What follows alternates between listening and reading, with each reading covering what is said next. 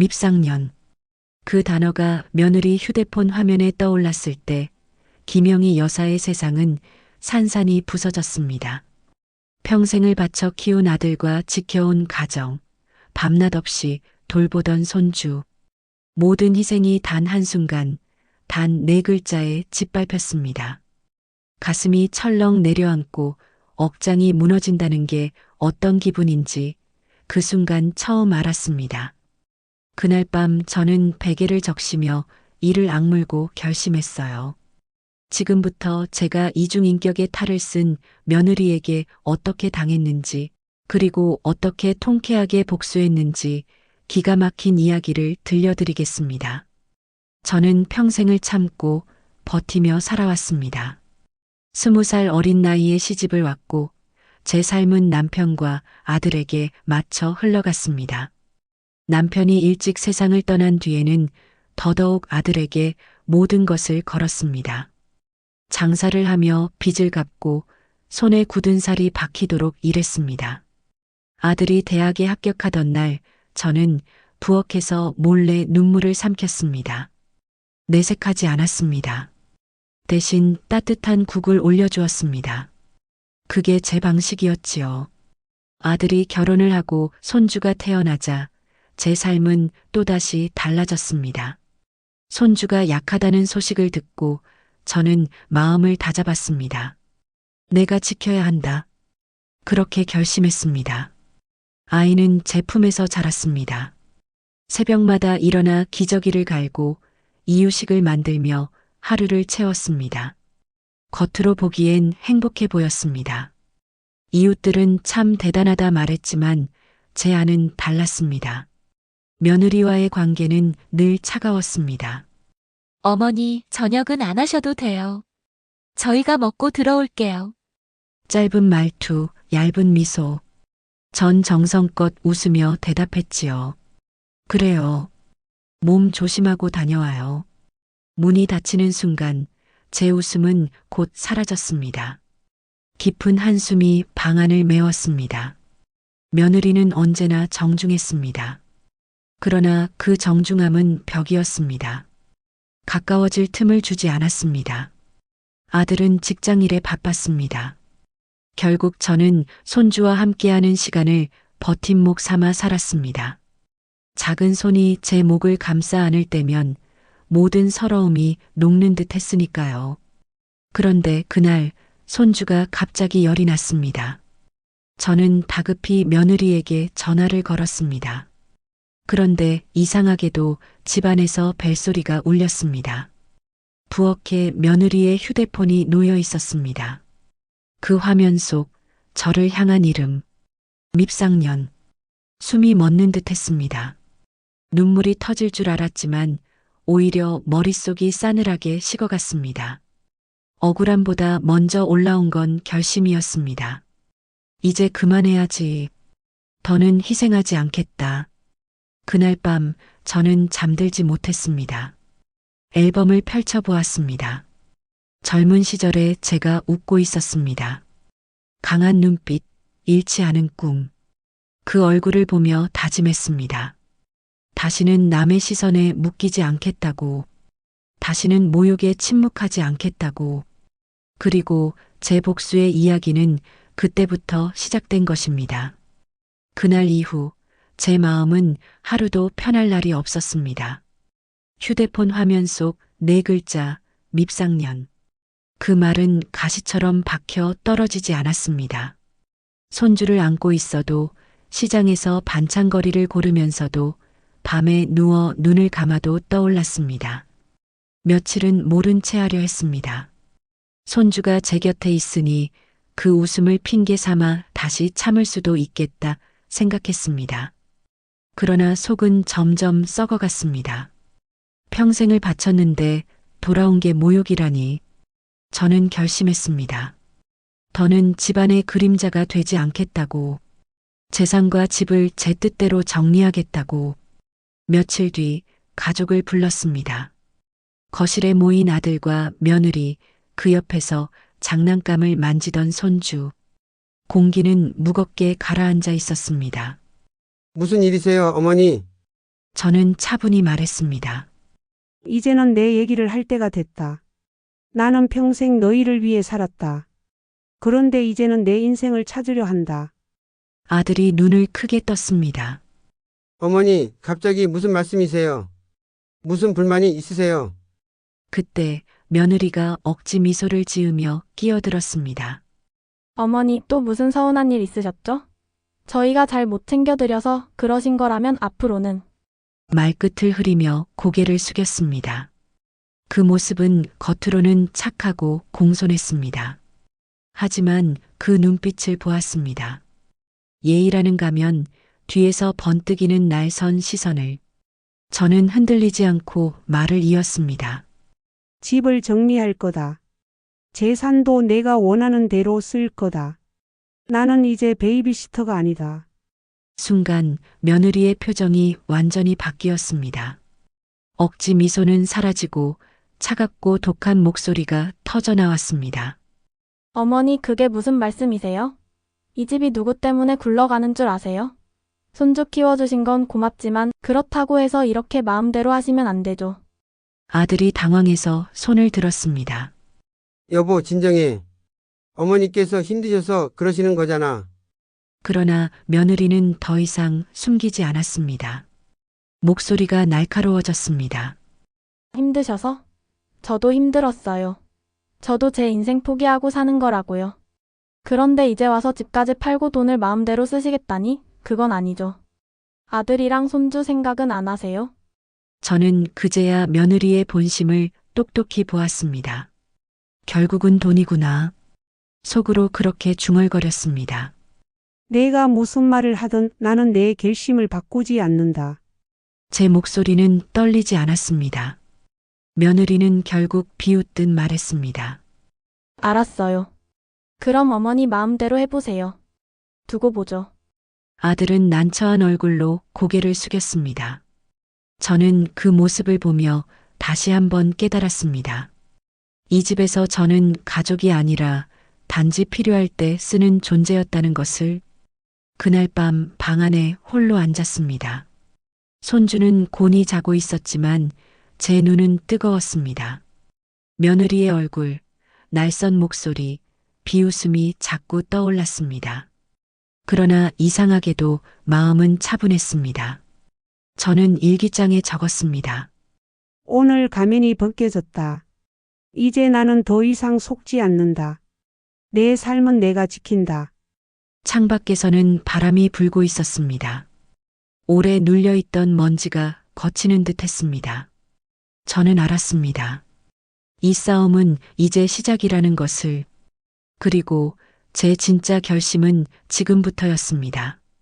며느리의 비웃음이 귓가를 떠나지 않았습니다. 알았어요. 그럼 어머니 마음대로 해보세요. 두고 보죠. 그 말은 단순한 불만이 아니었습니다. 노골적인 경고이자 싸움의 시작이었습니다. 저는 흔들리지 않았습니다. 더는 지체할 수 없었습니다. 제 이름으로 된 집과 예금, 그리고 남편이 남기고 간 땅.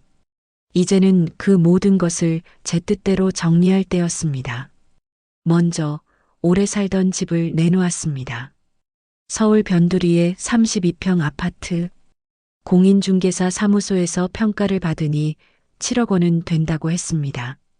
급히 파실 거라면 6억 8천 정도에 맞춰야 합니다. 중개사의 말이 귀에 들어왔습니다. 저는 고개를 끄덕였습니다. 네, 그렇게 해주세요. 아파트 매물은 금세 나갔습니다. 계약서를 쓰던 날 제 손은 약간 떨렸습니다. 30년을 살던 집, 남편과 함께 늙어갈 줄 알았던 곳.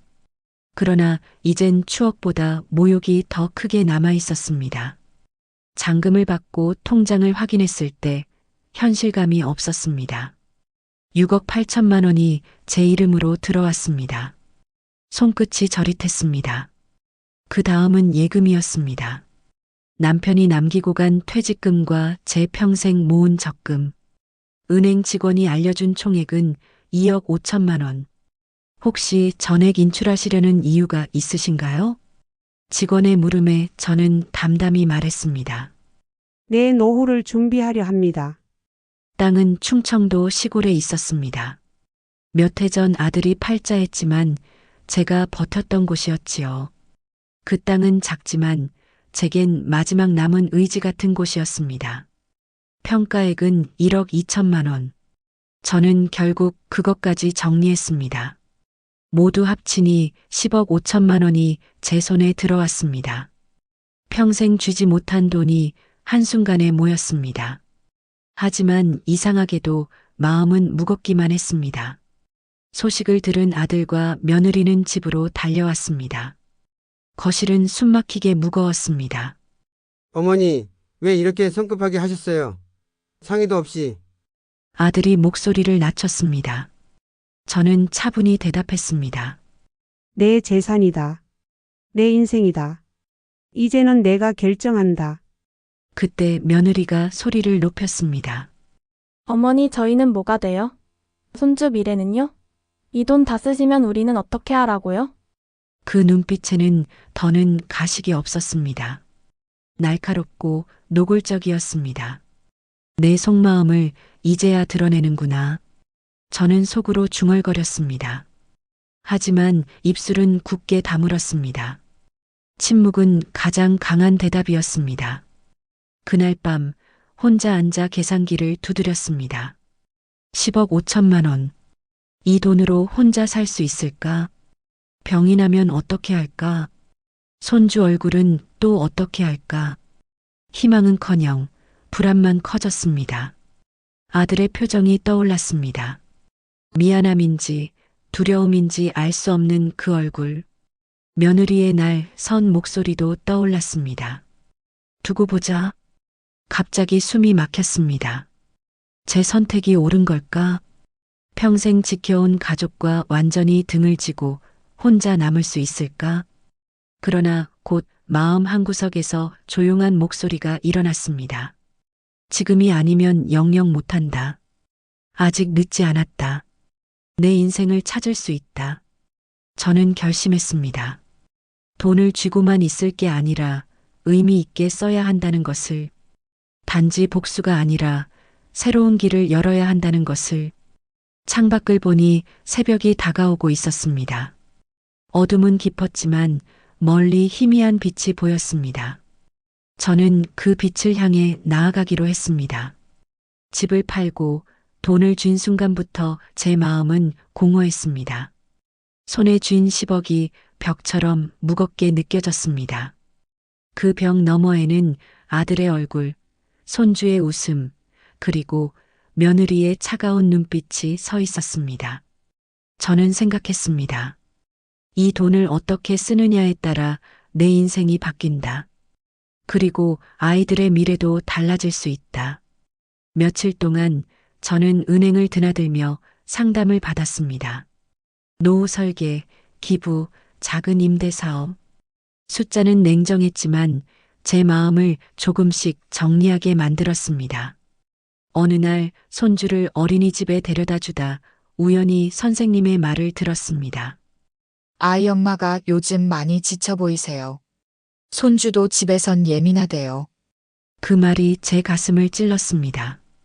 저를 밉상년이라 저장한 며느리였지만 한편으로는 그도 힘든 삶을 살고 있는 여자라는 사실을 깨달았습니다. 저는 조심스럽게 며느리와 마주 앉았습니다. 내 마음을 다 알진 못한다. 하지만 나도 내 인생이 버거웠다. 잠시 침묵이 흘렀습니다. 며느리는 눈을 피했지만 예전 같은 날 선 기운은 느껴지지 않았습니다. 어머니, 저도 죄송해요. 너무 지쳐서 그만 마음에도 없는 말을 했어요. 그 목소리는 힘이 없었지만 진심이 담겨 있었습니다. 저는 고개를 끄덕였습니다. 나도 너한테 기대가 컸다. 그런데 이제는 서로 기대기보단 같이 서야겠다. 그 순간 멀리서 손주가 웃으며 달려왔습니다. 작은 팔이 제 무릎에 감기자 마음속의 얼음이 녹아내리는 듯 했습니다. 저는 결심했습니다. 돈을 가족의 벽이 아니라 다리를 놓는 데 쓰기로. 우선 손주 교육을 위해 일정 금액을 적립했습니다. 1억을 별도의 계좌로 묶어두고 아들에게 말했습니다. 이건 아이의 미래를 위한 거다. 아무도 손대지 말아라. 또한 남은 돈 일부로는 작은 임대 건물을 알아보았습니다. 안정된 수익을 내고 그 수익으로 제 생활을 꾸리려 했습니다. 은행 직원이 고개를 끄덕였습니다. 어르신께 가장 현실적인 방법입니다. 며느리와의 대화도 조금씩 달라졌습니다. 어머니, 오늘은 제가 저녁 준비할게요. 아니, 같이 하자. 나도 배울 게 많다. 짧은 대화였지만 서로의 목소리에 온기가 묻어나기 시작했습니다. 아들도 안도한 듯 말했습니다. 어머니, 이제 좀 마음이 편해지셨어요. 저는 잠시 웃었습니다. 아직은 하지만 길이 보인다. 밤이 깊어가고 있었습니다. 창문 너머 불빛이 잔잔히 반짝였습니다. 저는 오래된 일기장을 꺼내 마지막 장에 적었습니다. 밉상년이라 불린 날 내 인생이 무너진 줄 알았다. 그러나 그 무너진 자리에 새로운 길이 열렸다. 돈은 벽이 될 수도 있고 다리가 될 수도 있다. 나는 이제 다리를 놓으려 한다. 손주가 웃는 얼굴이 떠올랐습니다. 그리고 제 마음속에도 아주 작은 빛이 피어올랐습니다. 며칠 전만 해도 우리 집은 말문이 얼어붙어 있었습니다. 그 말문이 조금씩 풀리기 시작했습니다. 작은 웃음이 먼저 돌아왔습니다. 그 웃음이 또 다른 대화를 불러왔습니다. 저녁상 앞에서 며느리가 먼저 입을 열었습니다. 어머니, 요즘 집안 분위기가 좋아진 것 같아요. 저는 고개를 끄덕이며 말했습니다. 그러네. 내가 웃으니 집이 밝아 보인다. 손주는 젓가락을 서툴게 쥐며 국을 흘렸습니다. 그 모습을 보며 모두 소리 없이 웃었습니다. 짧은 시간이었지만 따뜻한 순간이었습니다. 저는 며느리에게 솔직히 말했습니다.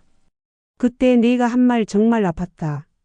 그런데 지금은 이해하려고 한다. 며느리는 잠시 눈을 감더니 작은 목소리로 말했습니다. 어머니, 죄송합니다. 그때는 너무 지쳐서 그랬어요. 가식적인 말도 했고요. 그 말에 저는 잠시 멈췄습니다. 나도 내 마음을 온전히 알 수는 없다. 하지만 내가 미안해하는 건 느껴진다. 그날 밤 저는 오래된 사진을 꺼내 보았습니다. 아들이 어린 시절 손을 꼭 잡고 있던 사진, 남편과 함께 찍은 소박한 풍경, 그때의 기억은 아직 따뜻했습니다. 시간은 흘렀습니다. 제가 투자한 임대 수익이 서서히 들어왔습니다. 매달 들어오는 돈은 제 생활을 지탱해 주었습니다. 손주를 돌보는 일은 이제 선택이 되었습니다. 그 선택이 주는 자유가 얼마나 큰지 새삼 알았습니다. 아들은 가끔 저에게 고맙다는 말을 전했습니다. 어머니, 고맙습니다. 덕분에 우리도 숨통이 트였어요. 저는 조용히 대답했습니다. 다 같이 사는 법을 다시 배워가자. 며느리와의 관계는 완벽하게 회복되지는 않았습니다. 때로는 작은 오해가 쌓였습니다. 며칠 피곤하면 그녀의 눈빛에 다시 날카로움이 스며들었습니다. 그럴 때마다 저는 깊게 숨을 쉬었습니다. 어느 저녁 둘이서 설거지를 하다 며느리가 말했습니다. 어머니, 솔직히 말하면 아직도 불안해요. 갑작스러운 변화가 무섭기도 하고요. 저는 접시를 바라보다가 대답했습니다. 나도 불안하다. 하지만 이렇게 솔직히 말하는 게 더 낫다. 그 말에 그녀는 고개를 끄덕였습니다. 감사합니다. 앞으로 잘해볼게요. 천천히 하자. 완벽할 필요는 없지. 비가 내리던 밤 창밖 빗소리를 들으며 저는 생각했습니다. 완전한 화해는 없을지 모릅니다. 그러나 서로를 향한 소통과 작은 신뢰는 쌓일 수 있습니다. 그 신뢰가 쌓이면 언제든 길이 열릴 것이라 믿고 싶었습니다. 저는 일기장에 적었습니다. 가족은 벽이기도 하고 다리이기도 하다. 나는 다리를 놓으려 한다. 그리고 문득 지난날의 상처가 떠올랐습니다. 그 상처는 아프지만 저를 바꿔놓았습니다. 저는 더 이상 예전의 나로 돌아가고 싶지 않았습니다. 창밖에 잠깐 달빛이 비쳤습니다. 그 빛은 희미했지만 분명 있었습니다. 저는 그 빛을 따라 걸어가려 합니다. 늦었지만 이렇게라도 제 삶을 되찾을 수 있었던 건 그 고주 훈련이라는 단어 덕분이었는지도 모르겠습니다. 그 비수가 제 가슴을 찔렀기에 저는 더 이상 물러서지 않기로 결심할 수 있었습니다. 그리고 지금은 정말 너무 행복합니다. 제 이야기를 끝까지 들어주셔서 감사합니다.